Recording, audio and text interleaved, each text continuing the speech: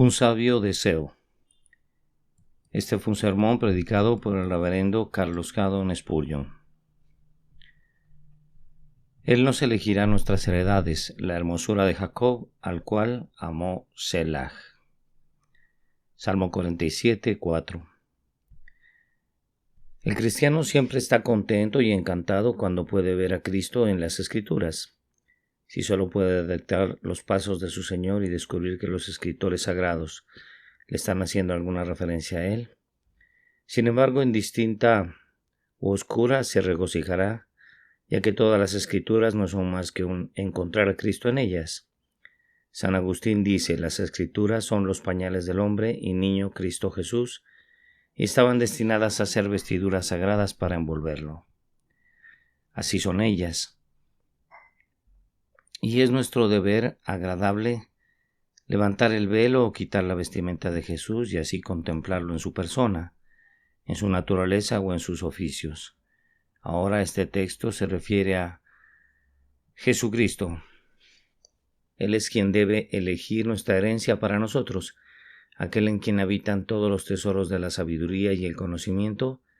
Es el gran ser que es seleccionado como la cabeza de la predestinación para elegir nuestro lote y nuestra porción y establecer nuestro destino. En verdad, amado, usted y yo podemos regocijarnos en este gran hecho, que nuestro Salvador elige por nosotros. Si nos reuniéramos todos en una gran planicie, como el antiguo Israel, para elegirnos un rey, no deberíamos proponer un segundo candidato. Habrá alguien que se parezca a Saúl, el hijo de Cus, con la cabeza y los hombros más altos que todos los demás, a quienes deberíamos seleccionar de inmediato para ser nuestro rey y gobernante de parte de la providencia para nosotros. No pediríamos un sabio prudente o un filósofo profundamente enseñado. No elegiríamos al Señor con más experiencia. Sin dudar ni un solo momento, vimos directamente a Jesucristo en la majestad de su persona. Deberíamos decir en palabras del salmista: el que nos redimió, el que nos rescató, el que nos amó. Él elegirá nuestra herencia para nosotros.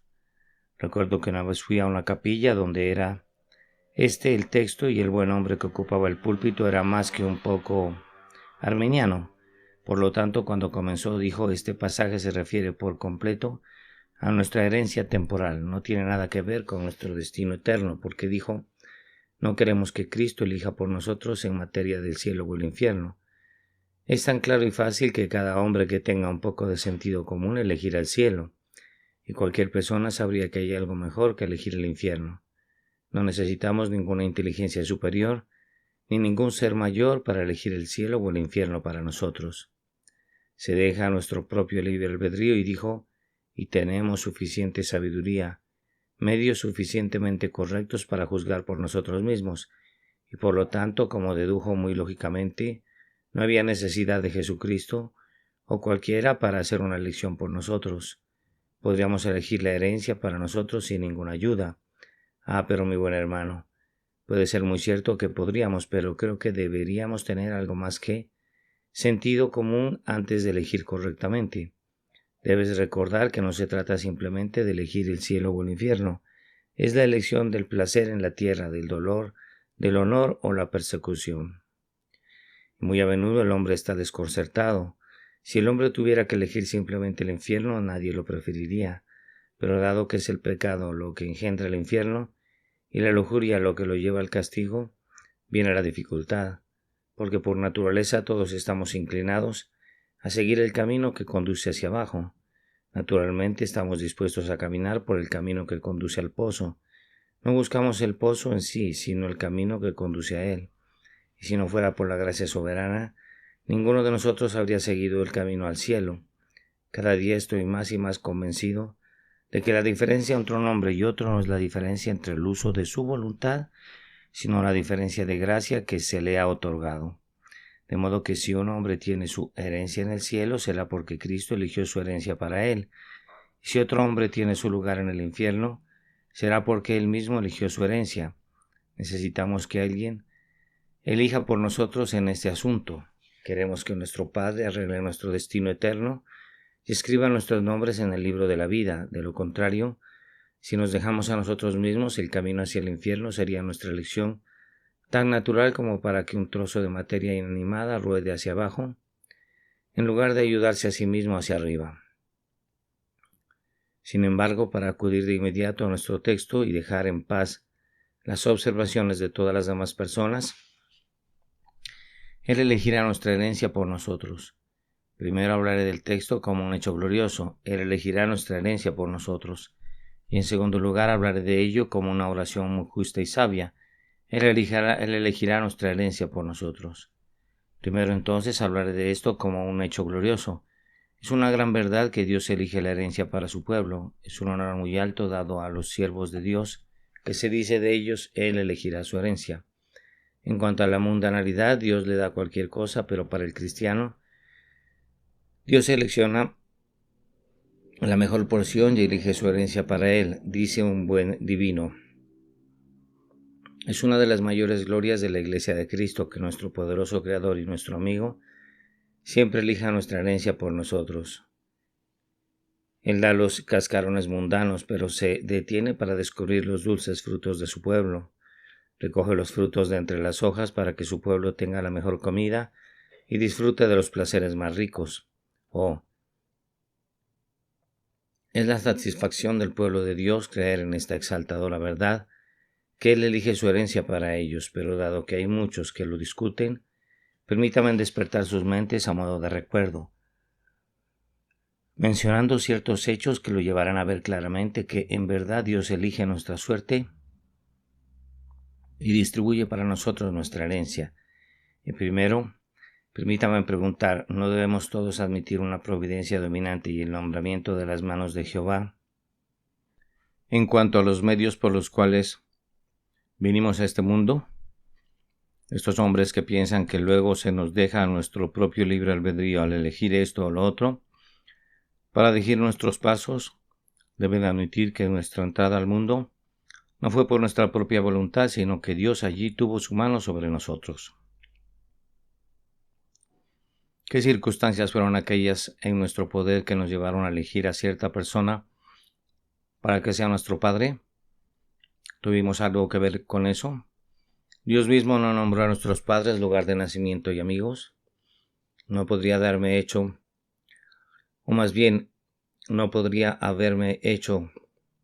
nacer con la piel de Hottentot, criado por una madre inmunda que debería cuidarme en su crol y enseñarme a inclinarme ante los dioses paganos tan fácilmente como me hubiera dado una madre piadosa que debería cada mañana y cada noche doblar rodillas en oración por mí? ¿No podría, si hubiera querido, haberme dado un despilfarrador por padre, de cuyos labios podría haber escuchado temprano un lenguaje temeroso, sucio y obsceno? ¿No podría haberme colocado donde debería haber tenido un padre borracho, que debería haberme confinado en una mazmorra de ignorancia y haberme criado en las cadenas del crimen? ¿No fue la providencia de Dios que me alegrara tanto que mis padres fueran sus hijos y se esforzaran por entrenarme en el temor del Señor? ¿A quién le debe alguno de ustedes su parentesco, ya sea bueno o malo? ¿No se debe remontar al decreto de Dios? ¿Su predestinación no te puso donde estabas? ¿No fue el Señor quien designó el lugar de tu nacimiento y la hora del mismo? Mira de nuevo tu cuerpo. ¿No ves las obras de Dios allí? ¿Cuántos niños nacen en el mundo deformados? ¿Cuántos llegan a ser deficientes en alguna de sus facultades? Pero mírate a ti mismo. Quizá eres agradable en persona, o si no, tienes todas tus extremidades. Tus huesos están bien establecidos y eres fuerte. ¿No deberías rastrear esto hasta Dios? ¿No ves que Él arregló el comienzo de tu vida para ti? Es posible que hayas abierto tu carrera allí o allí, pero te colocó allí en ese lugar en particular sin pedirte permiso. Se volvió hacia ti y te dijo, oh arcilla, ¿en qué forma te voy a formar? ¿O el que te engendró te preguntó qué serías? No.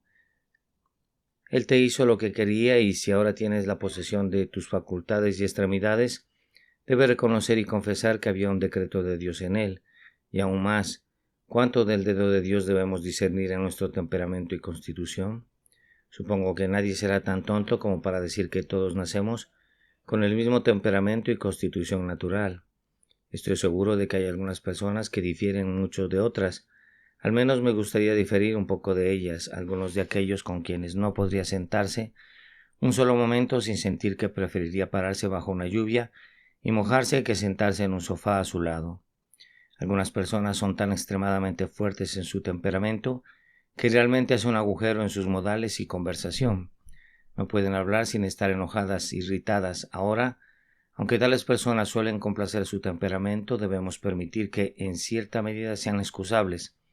Quizás puedan rastrearlo hasta la naturaleza que les dio su madre, como diría el poeta mundano, o ese temperamento con el que nacieron. Hay otras aquí que son naturalmente amables, que tienen un espíritu amable y amoroso, que no se mueven tan fácilmente a la ira y la pasión, quienes no están llenas de ese orgullo absurdo que hace que el hombre se exalte a sí mismo por encima de sus semejantes. ¿Quién los formó correctamente o quién los formó también? ¿No lo ha hecho Dios y demostrado ser un soberano? Y no debemos ver esto y en esto que Dios de una forma u otra ha fijado nuestro destino, desde el hecho mismo de que el brote inicial de la vida está completamente en sus manos. Parece racional que, dado que Dios designó el comienzo de nuestra existencia, debería haber alguna evidencia de su control en los hechos futuros de la misma. Pero ahora una segunda observación. Preguntaré a cualquier hombre sensato, sobre todo a cualquier cristiano serio aquí, si no ha habido ciertos momentos en su vida en los que haya podido ver claramente si Dios eligió su herencia para él. Eres un hombre joven, te preguntan cuál será tu búsqueda, eliges tal o cual cosa, estás a punto de ser aprendiz de ese oficio peculiar, una desgracia sucede, no se puede hacer, sin su consentimiento o voluntad te colocan en otra posición, tu voluntad apenas fue consultada, tus padres ejercieron cierta autoridad mientras que la mano de la providencia parecía decirte debe ser así y no pudiste evitarlo. Tomemos otro caso. Ya que había establecido un negocio, de repente se produjo una desgracia aplastante que ya no se podía evitar más de lo que una hormiga podía detener una avalancha. Usted fue expulsado de su negocio y ahora ocupa su posición actual porque no había nada más a lo que pudiera acceder. ¿No era esa la mano de Dios? ¿No puedes rastrearlo hasta ti mismo? Usted se vio positivamente obligado a cambiar su plan. Usted fue llevado a eso. Quizás alguna vez tuviste amigos de quienes dependías. ¿No habías pensado en lanzarte al mundo y ser independiente de la ayuda de los demás? De repente, por un golpe de la providencia, un amigo muere, luego otro, y sin tu propia voluntad te colocaron en tales circunstancias que, como una hoja en un remolino, te dieron vueltas y vueltas y el empleo que ahora sigue o el compromiso que ahora lo ocupa no es de tu elección, pero sí es la de Dios. No sé si todos ustedes pueden acompañarme aquí, pero creo que en algún caso u otro deben verse obligados a ver que Dios realmente ha ordenado su herencia para ustedes. Si no puedes, yo puedo. Puedo ver 1000 oportunidades, como las llamarían los hombres trabajando juntas, como ruedas en una gran maquinaria para fijarme donde estoy. Y puedo mirar hacia atrás a cientos de lugares donde, si una de esas pequeñas ruedas hubiera salido mal, si uno de esos pequeños átomos en el gran remolino de mi existencia se hubiera desencadenado, podría haber estado en cualquier lugar menos aquí, ocupando una posición muy diferente. Si no puedes decir esto, sé que yo lo puedo enfatizar. Puedo rastrear la mano de Dios hasta el periodo de mi nacimiento a través de cada paso que he dado. Puedo sentir que, de hecho, Dios me ha asignado mi herencia. Algunos de ustedes están tan engañados que no verán la mano de Dios en su ser e insistirán en que todo ha sido hecho por su voluntad sin la providencia, que te han dejado dirigir tu propio curso a través del océano de la existencia, que estás donde estás porque tu propia mano guió el timón y tu propio brazo lo dirigió. Todo lo que puedo decir es que mi propia experiencia desmiente este hecho, y la experiencia de muchos ahora en este lugar se levantaría en testimonio contra ustedes y diría, en verdad, no es del hombre que camina al ordenar sus pasos. El hombre propone, pero Dios dispone, y el Dios del cielo no es desocupado, pero se dedica a anular, ordenar, alterar, trabajar todas las cosas de acuerdo con el placer de su voluntad. Permítanme mencionar un tercer hecho. Si se acercan a las páginas de inspiración y leen la vida de alguno de los santos más eminentes, creo que estarán obligados a ver las señales de la providencia de Dios en sus historias con demasiada claridad como para equivocarse. Tomemos por ejemplo la vida de José. Hay un joven que desde los primeros años sirve a Dios, le da esa vida hasta su último periodo en que dio instrucciones concernientes a sus huesos y no puede evitar maravillarse ante los maravillosos tratos de la providencia. José eligió ser odiado por sus hermanos, pero sin embargo no era su envidia una circunstancia material en su destino. Escogió ser puesto en el pozo, pero ¿acaso la puesta en el pozo no era tan necesaria para que se convirtiera en rey en Egipto como el sueño del faraón? José deseaba ser tentado por su amante. Eligió rechazar la tentación por la gracia de Dios, pero eligió la prueba. No, Dios la envió. ¿Escogió ser puesto en el calabozo? No. ¿Y tenía algo que ver con el sueño del panadero o con el faraón? No puede ver desde el principio hasta el final, incluso en el olvido del mayordomo que se olvida de hablar de José hasta que llegó el momento señalado, cuando el faraón querría un intérprete que realmente había la mano de Dios. Los hermanos de José hicieron lo que quisieron cuando lo metieron en el pozo. La esposa de Potifar siguió los dictados de su propia lujuria desenfrenada para tentarlo, y sin embargo, a pesar de toda la libertad de su voluntad, fue ordenada por Dios, y trabajó en conjunto para un gran fin, colocar a José en el trono de Egipto. Porque como él mismo dijo, vosotros pensasteis mal contra mí, mas Dios lo encaminó a bien, para que él pudiera mantener en vida a mucho pueblo. Había la ordenanza de la providencia de Dios tan claramente como hay luz en el sol, o tomar de nuevo la vida de un hombre como Moisés.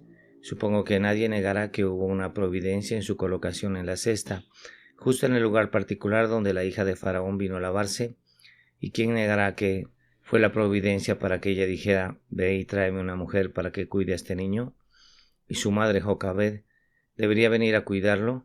Me imagino que nadie consideraría que hubo una ausencia de providencia en el hecho de que el niño era atractivo, que creció en toda la sabiduría de Egipto y que tenía una mente lo suficientemente capaz como para recibir conocimiento. Tampoco negarás la providencia que lo llevó al lado de la montaña de Oreb, ni a la hija de Yetro.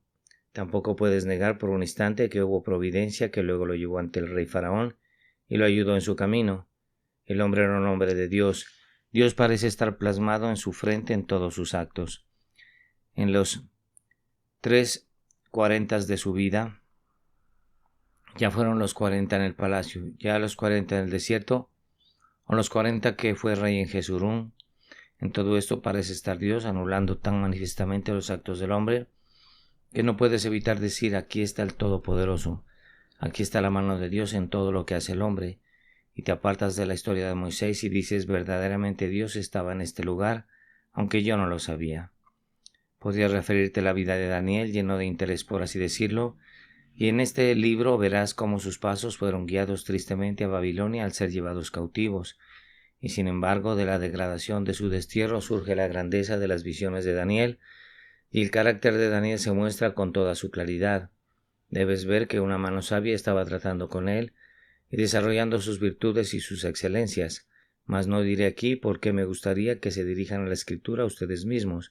La Escritura es el mejor libro de la providencia que hemos leído. Si alguien me pidiera un libro de anécdotas ilustrativas de la providencia, debería referirlo a la Biblia. Allí podría encontrar la maravillosa historia de la mujer que salió a un país lejano y durante su ausencia perdió su herencia. Cierto día ella fue al rey a pedirla y justo cuando llegó allí, Giezi le estaba contando al rey acerca de una mujer cuyo hijo Elías había resucitado, y él dijo, oh mi señor, esta es la mujer y este es el hijo. Estaba Giezi y el rey hablando sobre el tema, y la mujer entró justo en ese momento, y sin embargo hay algunos tontos que llaman a eso una casualidad. ¿Por qué, señores, si es una cita tan clara como cualquier otra cosa? Y esa es solo una de las miles de instancias que puedes encontrar en las Escrituras donde puedes ver a Dios presente en los asuntos del hombre. Pero, como la Biblia, después de todo, es la mejor prueba de cualquier doctrina que podamos avanzar, le pido que se remita a uno o dos textos. Primero, permítame pedirle que dirija su atención a un pasaje en Isaías 45, 6, 7, yo Jehová y ninguno más que yo, que formo la luz y creo las tinieblas, que hago la paz y creo la adversidad.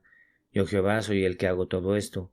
Ahora aquí hay una afirmación más directa del poder de Dios en todo, que Él hace la paz y que crea la adversidad, que crea la luz y que crea las tinieblas. Podemos preguntar cómo lo hizo el profeta en la antigüedad. ¿Hay maldad en la ciudad y el Señor no lo ha hecho? Incluso el mal providencial debe atribuirse a Dios, y en un sentido maravilloso que no entendemos y no podemos comprender, la ordenanza de Dios incluso hace referencia a los pecados de los hombres. Él ha hecho incluso a los impíos para el día de su ira, las vasijas de la ira preparadas para la destrucción. Incluso estas mostrarán su alabanza. El bien y el mal en tu condición siempre debes considerar como la obra de Dios. Cualesquiera que sean tus circunstancias esta mañana, estás enfermo, estás en la pobreza o estás muy preocupado. Tanto el mal como el bien son obras de Dios. Y recibirá el hombre el bien a manos del Señor y no recibirá con igual paciencia el mal. No le quitarás todo lo que Dios se complace en dar, ya que él mismo afirma: yo creo luz, yo creo oscuridad, hago el bien y hago el mal. Pase ahora a un pasaje, Job 14:15. Ciertamente sus días están determinados y el número de sus meses están cerca de ti. Le pusiste límites de los cuales no pasará.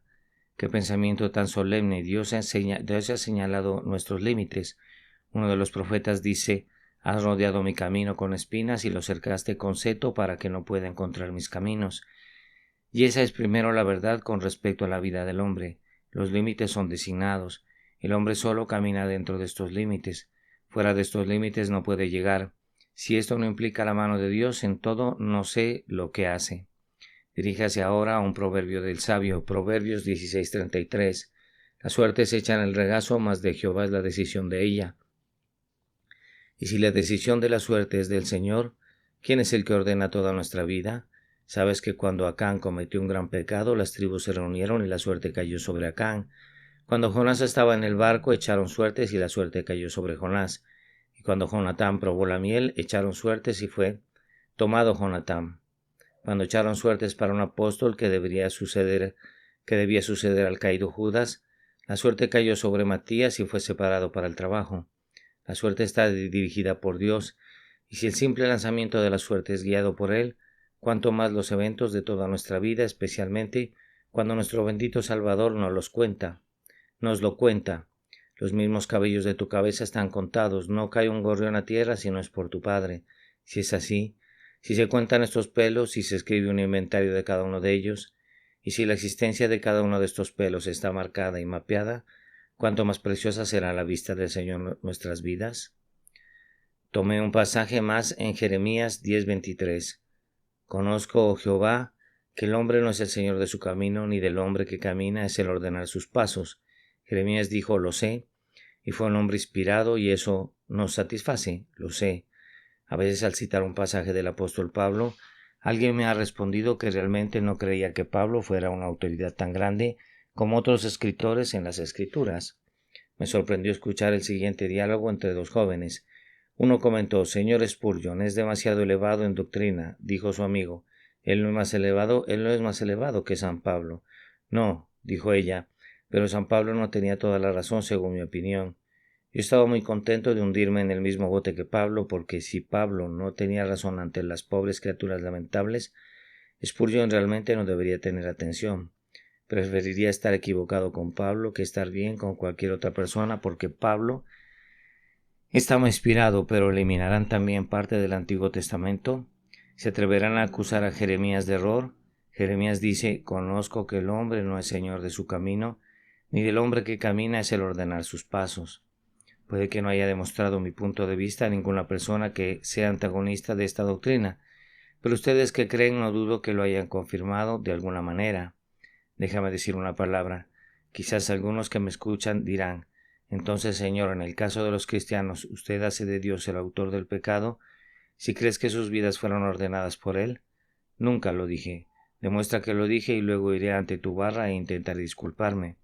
Pero hasta que escuché a estos labios decir que Dios es el autor del pecado, siga su camino y pruebe en primer lugar lo que significa decir la verdad.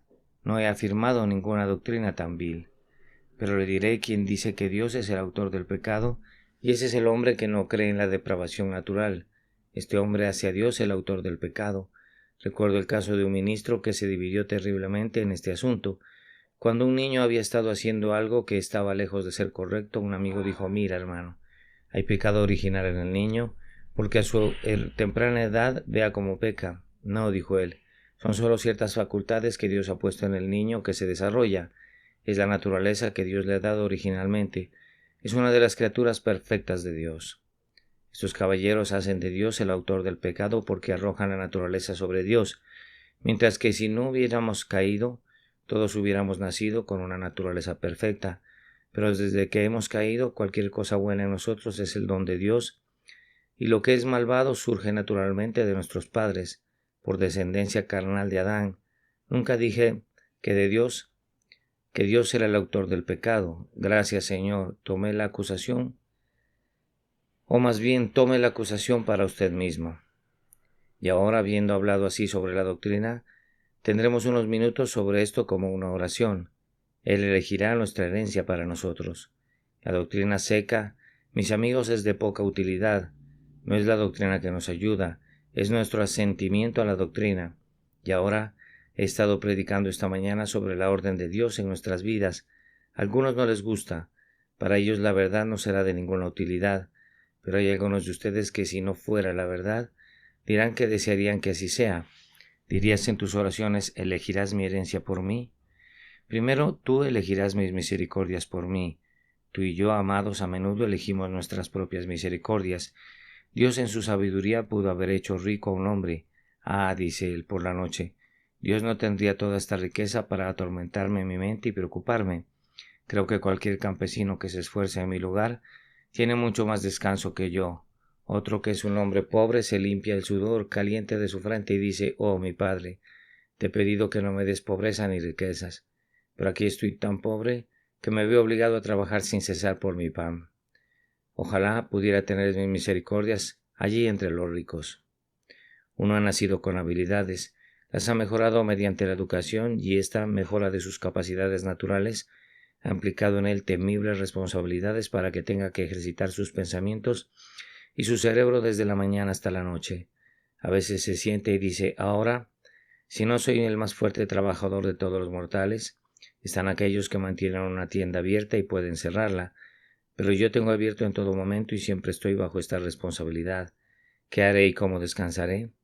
Otro que tiene que trabajar duro con sus manos está pensando, oh, si pudiera llevar una vida tan caballerosa como este ministro.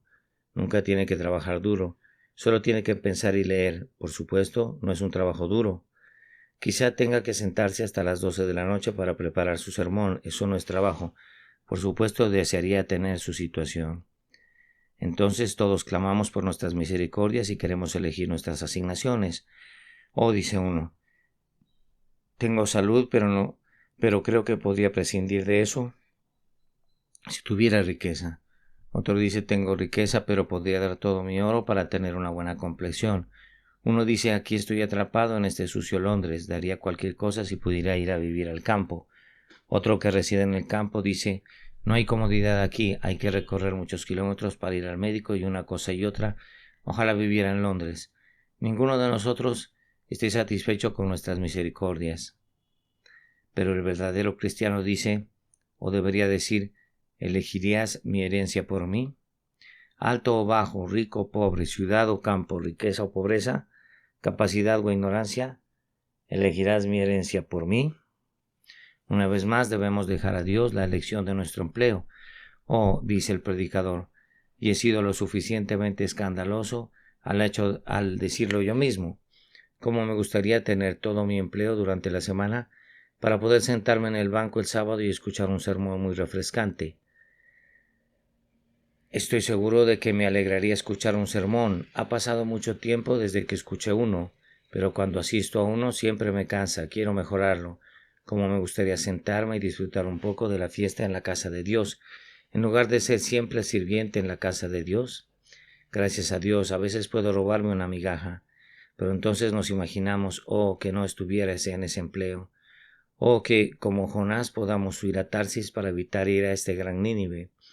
Otro es un maestro de escuela sabática. Él dice, prefiero visitar a los enfermos que sentarme con esos problemáticos niños y niñas, y entonces los maestros no parecen ser tan amables conmigo como deberían ser. El maestro de escuela dominical cree que puede hacer algo mejor que enseñar, pero está su amigo que visita a los enfermos, bajando las escaleras y dice, podría enseñar a los niños pequeños o predicar un poco, pero realmente no puedo visitar a los enfermos. No hay nada tan difícil y eso requiere tanta abnegación. Otro dice, soy un distribuidor de folletos. No es un trabajo fácil que tus tratados se rechacen en esta puerta y luego en otra, y las personas que te miran como si vinieras a robarles. Podría ponerme de pie ante la congregación y hablar, pero no puedo hacer esto. Y así seleccionamos nuestros empleos. Pero debemos decidir. Elegirás mi herencia para mí y dejar nuestro empleo a Dios.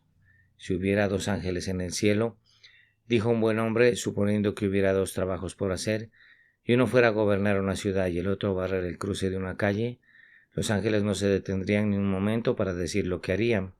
Gabriel cargaría con su escoba y barrería el cruce alegremente, y Miguel no estaría un poco más orgulloso al tomar el cetro para gobernar la ciudad.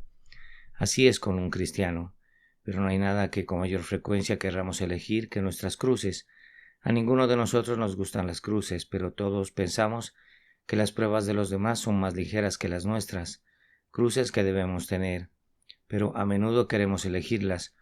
Dice uno, mi problema está en mi familia, es la peor cruz del mundo, mi negocio tiene éxito, pero si pudiera tener una cruz en mi negocio y deshacerme de esta cruz en mi familia, no me importaría. Entonces, mis amados oyentes, en referencia a tus misericordias, tus empleos y tus aflicciones, di, Señor, ¿elegirás mi herencia por mí? He sido un niño tonto. A menudo he tratado de entrometerme con mi suerte. Ahora lo dejo. Me lancé a la corriente de la providencia esperando flotar. Me entrego a la influencia de tu voluntad. El que patea y lucha en el agua, dicen, seguramente se hundirá, pero el que se acuesta todavía flotará. Así es con la providencia. El que lucha contra ella cae, pero el que renuncia a todo flotará en silencio con calma y felicidad. Habiendo hablado brevemente sobre el alcance de la rendición, podría mencionar la sabiduría de la misma y mostrarte que no solo es bueno para ti ofrecer esta oración, sino que es mejor para usted que el autocontrol. Podría decirte que es bueno que te entregues a las manos de Dios, porque Él entiende tus deseos, Él conoce tu caso y se compadecerá de tus necesidades tanto que te dará las mejores provisiones. Es mejor para ti que si confiaras en ti mismo, ya que si tuvieras que elegir tus problemas o tus empleos, siempre tendrías este pensamiento amargo. Ahora lo elegí yo mismo y por lo tanto debo culpar a mi propia locura. Pero ahora otro pensamiento. ¿Cuál fue la causa del salmista que dijo esto? ¿Cómo llegó a ser capaz de sentirlo? Hay pocos cristianos que realmente puedan afirmarlo y defenderlo. ¿Elegirás mi herencia por mí?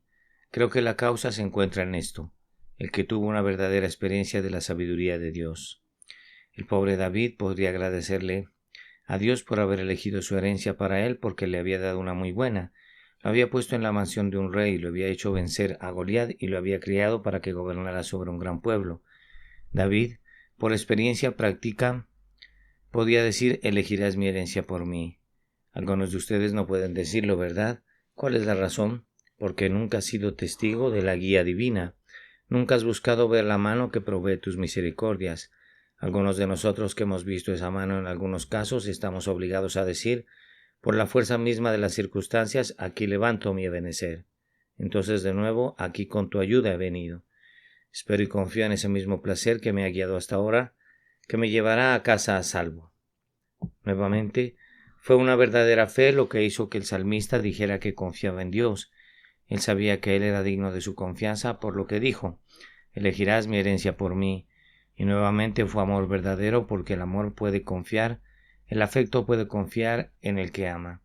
Y como David amaba a su Dios, tomó el papel no escrito de su vida y dijo, escribe lo que quieras, mi Señor, elegirás mi herencia por mí. Podía terminar si tuviera tiempo, contándote los buenos efectos que esto produjo en la mente del salmista y lo que produciría en la suya. ¿Cómo traería una calma santa continuamente si siempre hicieras esta oración? ¿Y cómo aliviaría tu mente de la ansiedad de tal manera que podrías caminar mejor como debería ser un cristiano?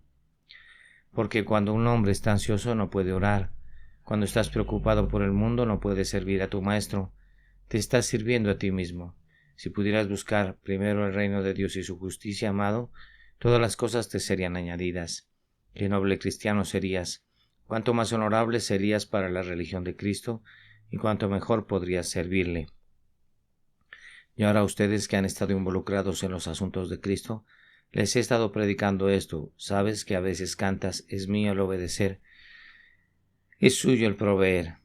Pero te has estado involucrando en los asuntos de Cristo, te has ido de los tuyos, has estado tomando la parte del proveer y dejando la obediencia para otra persona. Ahora toma la parte de obedecer y deja que Cristo administre la provisión. Vengan, hermanos, dudosos y temerosos, vengan a ver el almacén de su padre y pregúntenles si les dejará morir de hambre mientras ha guardado tantas cosas en su granero. Ven y mira su corazón de misericordia y mira si eso alguna vez fallará. Ven y mira su sabiduría inescrutable y ve si eso saldrá mal. Sobre todo mira a Jesucristo tu intercesor y pregúntate, mientras suplico, ¿puede mi Padre olvidarme? Y si tiene presente incluso a los gorriones, ¿olvidará a uno de los más pequeños de sus pobres hijos? Echa sobre el Señor tu carga y Él te sustentará. Él nunca permitirá que el justo sea sacudido. Les he predicado esto a los hijos de Dios y ahora una palabra a la otra parte de esta concurrida asamblea. El otro día hubo una escena muy singular en la Cámara de los Comunes. Hay un cierto recinto allí apartado para los miembros. En este lugar un caballero ignorantemente se perdió. En un momento alguien gritó: «Un extraño en la casa». El sargento de la casa se acercó a él, lo tomó del hombro y le recordó que no tenía nada que hacer allí. Sin ser miembro ni uno de los elegidos, ni haber sido elegido por el país, el hombre, por supuesto, parecía muy tonto. Pero como había cometido un error, lo dejaron ir. Si se hubiera desviado voluntariamente dentro del recinto y se hubiera sentado, podría no haberse ido tan fácilmente. Cuando vi eso, pensé: un extraño en la casa. Esta mañana no hay un extraño en la casa. Aquí hay algunos que son extraños al tema que hemos estado discutiendo, extraños a Dios, extraños a la verdadera religión. ¿Hay un extraño en la casa? Me llevó a pensar en esa gran asamblea e iglesia del primogénito, cuyos nombres están escritos en el cielo, y pensé en las personas que la noche del sábado pasado se sentaron a la mesa del Señor para participar del sacramento, y la idea me llamó la atención. Hay un extraño en la casa. Ahora en la Cámara de los Comunes un extraño no puede sentarse 5 minutos sin ser detectado, ya que todos los ojos están fijos en él. Pero en la iglesia de Cristo, en esta iglesia, un extraño puede sentarse en la casa sin ser descubierto. Hay extraños sentados aquí que parecen tan religiosos como otras personas, algunos que no son niños, otros que no son elegidos, otros que no son herederos de Dios, son extraños en la casa. Debo decirte que pasará en un momento, aunque no pueda detectarte bajo el manto de tu profesión, aunque el pueblo de Dios puede no encontrarte, el sombrío sargento de la casa se acerca a la muerte, se acerca y él te descubrirá. ¿Cuál será el castigo de tu intrusión? Como profesante en la iglesia de Cristo, ¿cuál será tu suerte? Si has sido un extraño en su casa de abajo, cuando descubras que, aunque te hayas sentado un rato en esta cámara de los comunes de abajo, no puedes sentarte en la cámara de los lores de arriba, ¿cuál será su suerte cuando se diga: apártate, acusado? Y puedes exclamar: Señor, Señor, ¿no hemos comido y bebido en tu presencia y enseñado en tus calles? Y sin embargo él dirá: en verdad nunca te conocí, eres un extraño en la casa. Vete, maldito. ¿Cómo puedo saber quién es un extraño en estos bancos y quiénes son extraños arriba? Algunos de nosotros no somos extraños. Ya no somos extraños y extranjeros, sino conciudadanos con los santos y la familia de Dios. A los que sean extraños, les ruego que piensen en ello y vayan al trono de Cristo y le supliquen que aún puedan ser sus hijos y ser contados con su pueblo. Luego, después de eso, hablaré contigo sobre mi texto, pero no ahora. Ahora te pido que ores a Dios. ¿Elegirás mi herencia por mí? Amén. Un sabio deseo. Sermón predicado la mañana del sábado 8 de julio de 1855 por el reverendo Carlos Haddon Spurgeon en New Park Chapel, Southwark.